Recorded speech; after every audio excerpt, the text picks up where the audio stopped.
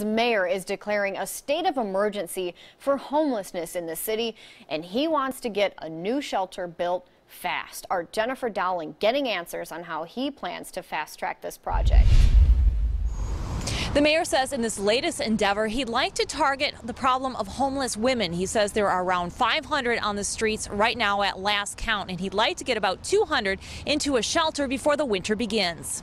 And so we have a situation now where we have fewer shelter beds today than we had before the recession. For folks at the Portland Business Alliance, they've been asking for a solution to the homeless problem for more than a decade. We're not just hearing from downtown about this anymore. We're hearing from neighborhoods all over the city. So I'm going to bring forward to the City Council a proposal to declare a housing emergency in Portland. Mayor Charlie Hales says the numbers skyrocketed in the past few years due to job losses, housing prices, and rising rents. He says there are around 140 women currently on a waiting list for beds at a shelter called Jean's Place alone. My heart is touched, and I know Portlanders' hearts are touched, but we also have reached a point of frustration in this city and a point of compassion fatigue that I think people want us to move more quickly. The mayor says this map shows the zoning difficulties for putting a new shelter in place, with red areas meaning shelters aren't allowed. He says declaring a state of emergency will allow the city to waive zoning codes, convert city-owned buildings into shelters through an expedited process.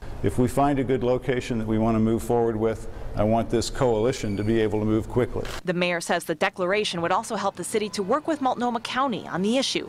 However, Commission Chair Gretchen Kafori said the county needs a clear financial commitment from the city and the mayor first. The mayor says he'll take the issue to the city council the first week in October. In Portland, Jennifer Dowling, KOIN 6 News.